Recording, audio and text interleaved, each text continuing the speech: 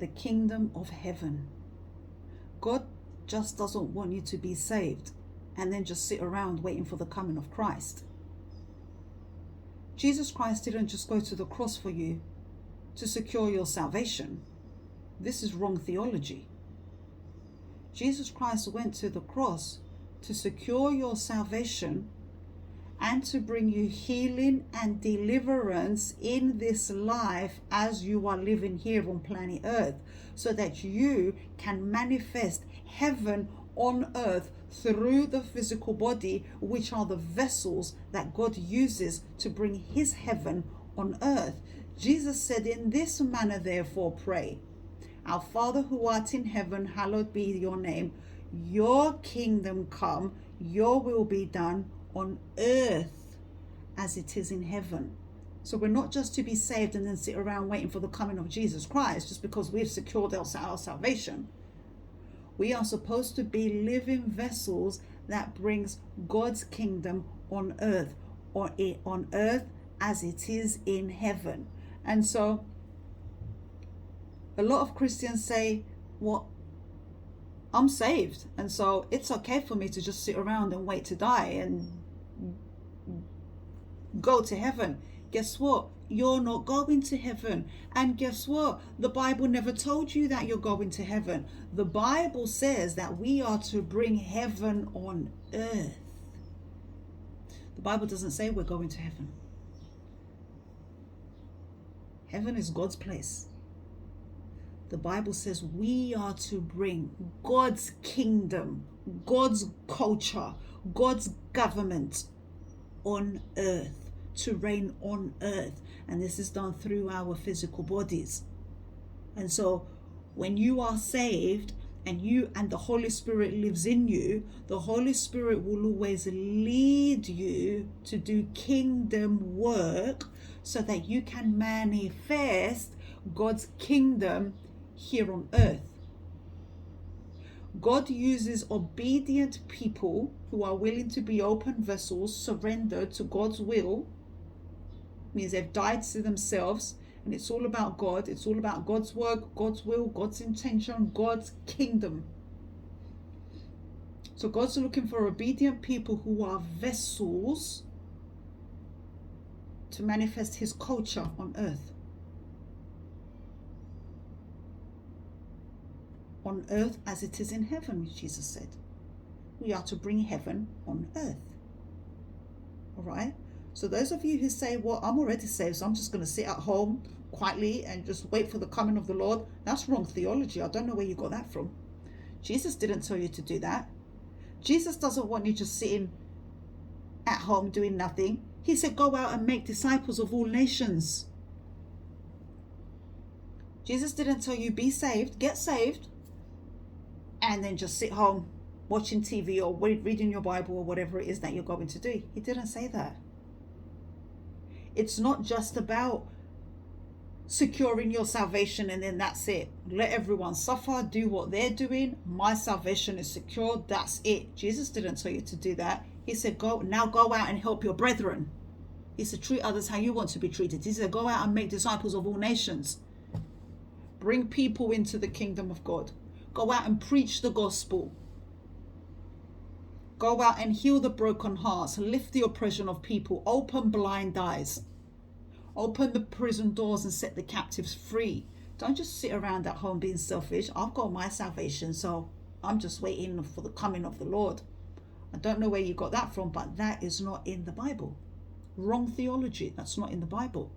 Jesus says, go out and make disciples of all nations. Matthew chapter 28, verse 19 through 20.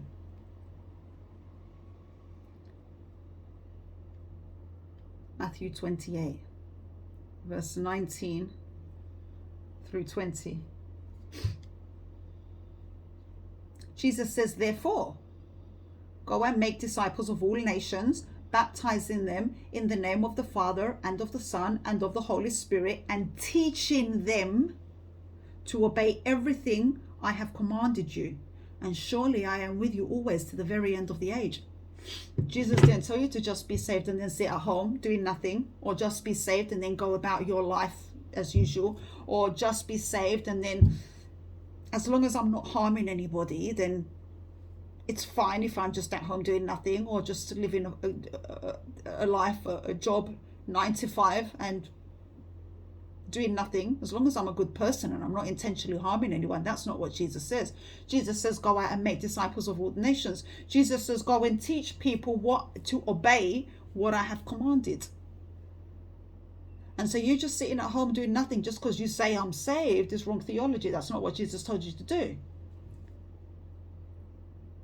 And you don't necessarily, it doesn't necessarily mean that, you know, God has this huge, big, fat mission for you so you can go out and reach the entire nations. Some people, that is their mission. I believe that is my mission. I believe that's what God is training me for. But that's not how it will be for everybody. Everyone's got their own mission. Your job could be a teacher, a school teacher, but Christ at the center. So you are teaching them. So it is Christ teaching through you. Your mission might be to be a businessman, a businesswoman, but it is Christ in you making those deals. Your job might be to be the president of the United States of America, but it is Jesus Christ in you calling the shots. You see, your mission might be to be a stay-at-home mum, but it is the Christ in you leading your children, instructing them in the way they should go, teaching them how to follow the commands of Jesus, bringing them up to be children of God, people of God. You see, we don't just say, well, I'm saved, so I'm just going to sit here. As long as I'm not harming anyone intentionally, I'm okay to just sit here and wait for the coming of the Lord. No, it's not okay.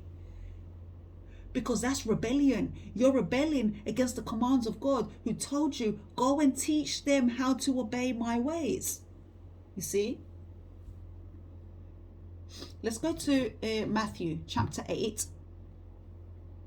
The man who was possessed. Matthew. Man who was possessed, and he said, after Jesus healed him, the man said, let me be your disciple, let me follow you. And Jesus says, no, but go back to your own people and tell them what the Lord has done for you. So not everyone is going to, you know, go out there into all the nations like the disciples of Jesus Christ. And not everyone, that's not the mission for everyone. But your mission is still to do something. You see, Jesus said to that guy, when that guy said, let me follow you, Jesus said to him, no, but go back to your own people and tell them what the Lord has done for you. So your mission might not be to go out there in all the nations and go out there in all the nations like the disciples of Jesus Christ. Your job might be to go back to your people. Jesus said to that man, go back to your people and tell them about the Lord. You see, not just sit at home doing nothing. Matthew 8, 28 through 34. 28 through 34. Matthew 8, verses 28 through 34. I will read it from the beginning. And then he arrived, Jesus Christ, on the other side in the region of the Gadarenes. 2 demon-possessed men coming from the tombs met him. They were so violent that no one could pass that way. What do you want with us, Son of God? They shouted. Have you come here to torture us before the appointed time?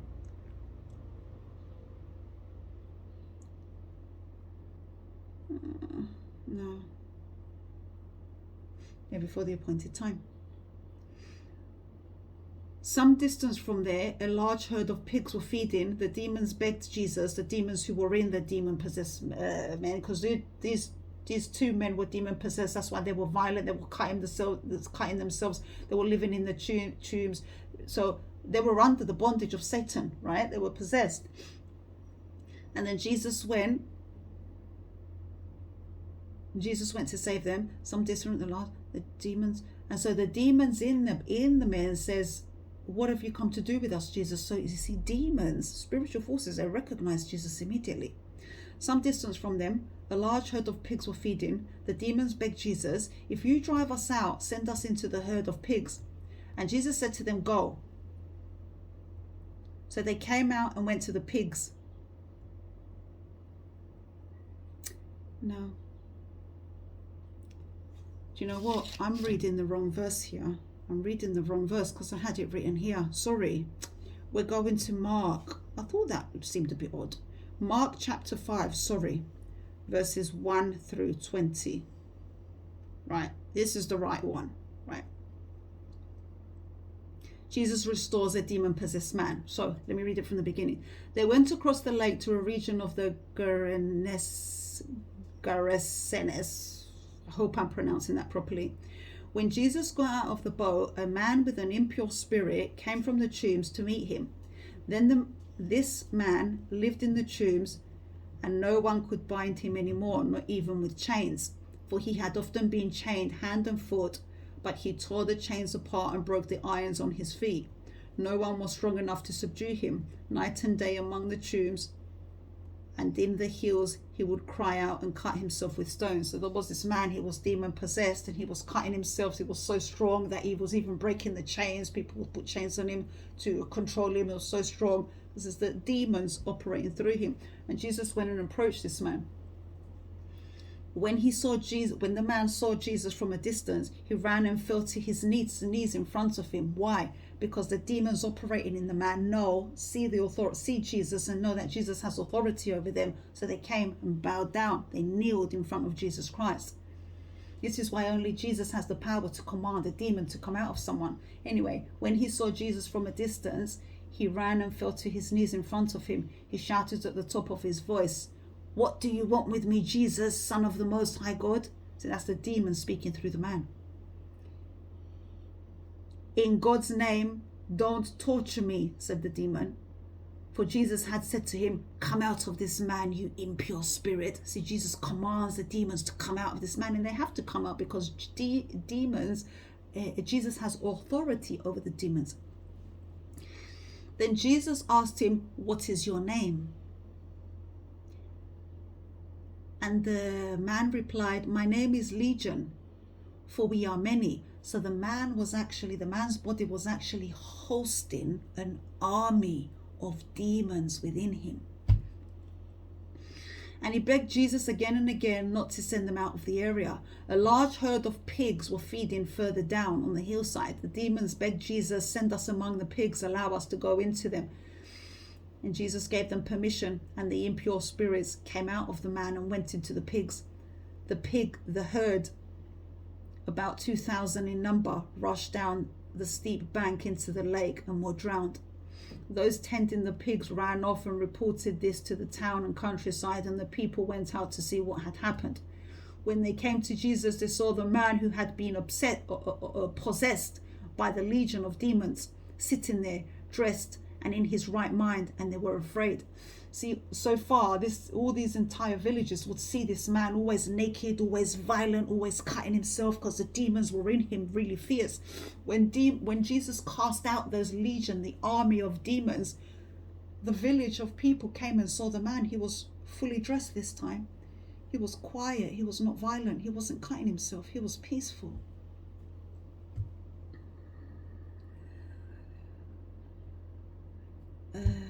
Those who had seen it told the people what had happened to the demon-possessed man and told about the pigs as well. Then the people began to plead with Jesus to leave their region. Instead of knowing that, Jesus is here, he's healing people, he's casting out demons, they got scared. "Oh, what is this new thing that we see?" And people are doing that today. They're rejecting Jesus. Anyway, I said all that to get to this part. As Jesus was getting in the boat, the man who had been demon-possessed, which is the man that Jesus healed, that Jesus cast out the demons from, the man who had been demon-possessed begged to go with Jesus. But Jesus did not let him. You see, there are different missions, different things for everybody. Jesus did not let him, but said to him, "Go home to your own people." So your mission might be to go home to your own people, to your own house, or to your own neighborhood, or to your own workplace, or to your own something. God will tell you where you need to go. This man wanted to go to all the nations. Follow Jesus to all the nations. Go and preach in all the nations. But going and preaching in all the nations is not the assignment of everybody, God has a specific assignment for everyone. For this job is go to your own people. Tell them about God. You see? It could be a mom. Go to your own house. It could be a business person. Go to your own company. Tell them. It could be God will assign you. God will tell you where you need to go. But what we definitely don't do is just be saved and just sit around waiting for the coming of Jesus Christ. That's what we definitely don't do. Anyway, Jesus did not let him, but said, go home to your own people and tell them how much the Lord has done for you and how he has had mercy on you. So the man went away and began to tell in the villages how much Jesus has done for him, and all the people were amazed. You see, he went to his own people and told them about Jesus and to testify and gave testimonies and was a witness to Jesus. And he preached the good news. He went to his own people and the people were amazed. You see, when God sends you, Jesus said, go to those people. And so the man obeyed and he went to those people and the people were amazed. Where Jesus tells you to go, whether it's a big place or a small place, you obey and go and the people will be amazed.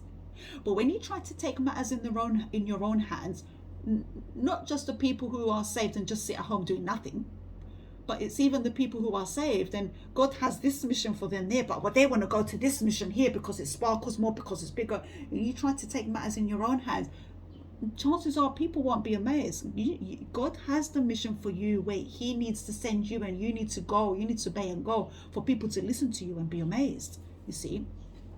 And so whatever it is, whether you're going out in the nations of the world, making disciples of all of the nations, or whether you're just going to your own people like this possessed man did,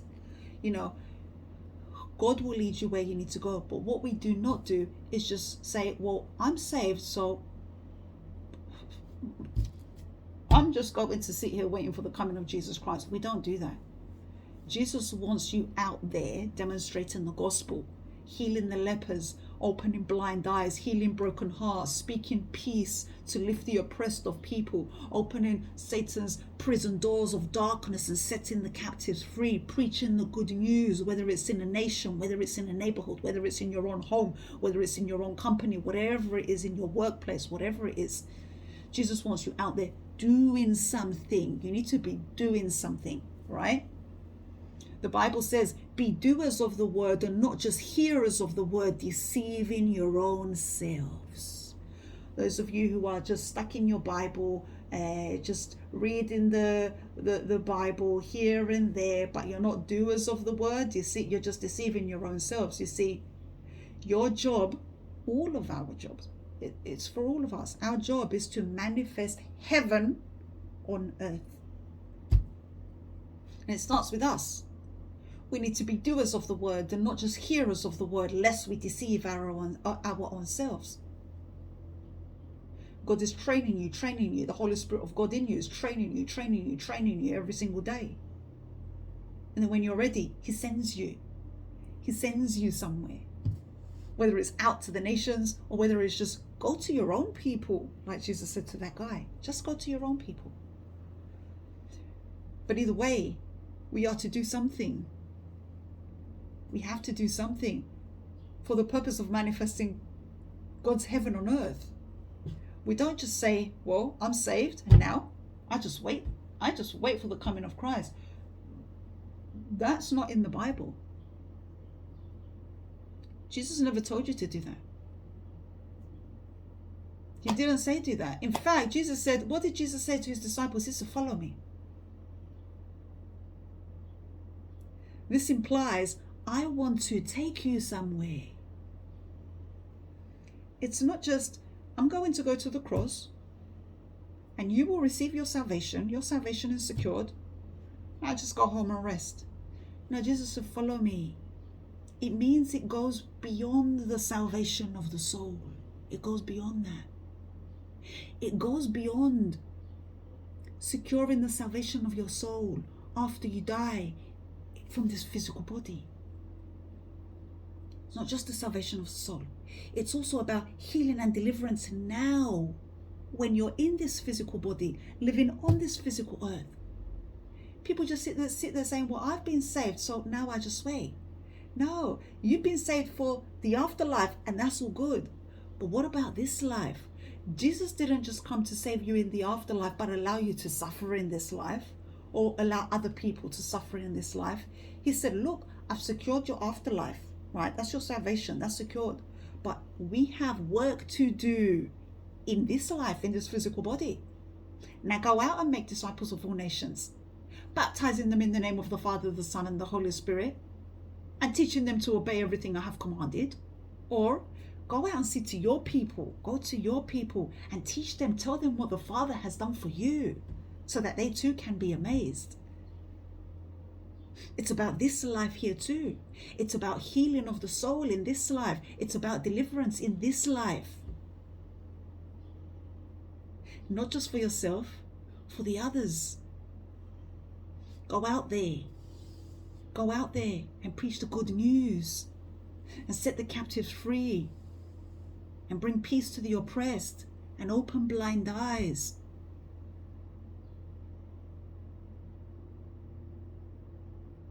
And open the prison doors and set the captives free. We do not just sit there and wait for the coming of Christ.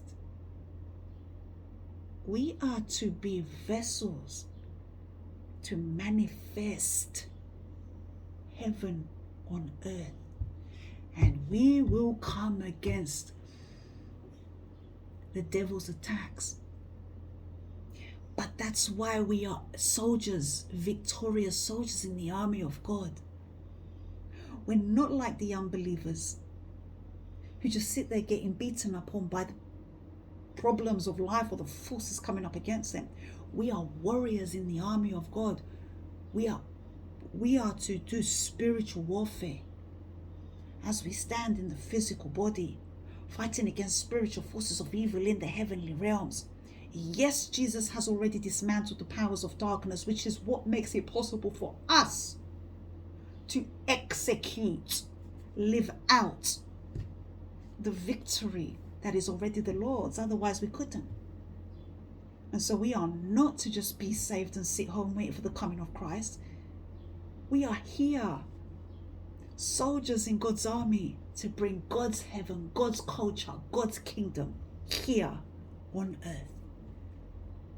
Now, for those of you who've been waiting for my book, Worldly Deception, Worldly Life of Deception, is finally ready. It will be published in a few days. Stay tuned for that. You already know my latest books, Who is God? New Age Occult to Jesus Christ. You can get that paperback or Kindle, any Amazon worldwide. Deliverance, healing, prayers. Message me on Facebook, Instagram, or LinkedIn for that. Donations to the ministry to advance God's word, God's kingdom work. God is doing mighty works. So I'm an open vessel, and I'm saying, God, use me, use me, use me, use me. Take me. I want to go, and God's looking for vessels. And, we're opening a discipleship school for criminals and drug addicts, where they come in and Jesus Christ, just like that, changes them into disciples of Jesus Christ. And it's big missions, big stuff. We will be feeding people, we will be clothing people. It's not just about Bible study in this discipleship school, just about studying the Bible and then bye-bye, see you next week, go home. No, it's about teaching them how to become disciples of Jesus Christ, how to go out and make more disciples after you yourself have become a disciple. Jesus was washing his disciples' feet. Jesus was the King of Kings. He is the King of Kings, Lord of Lords. But yet he chose to humble himself and wash his servants' feet. You see? He who exalts himself will be humbled. He who humbles himself will be exalted. Anyway, lots more to come. God bless you. Peace be with you.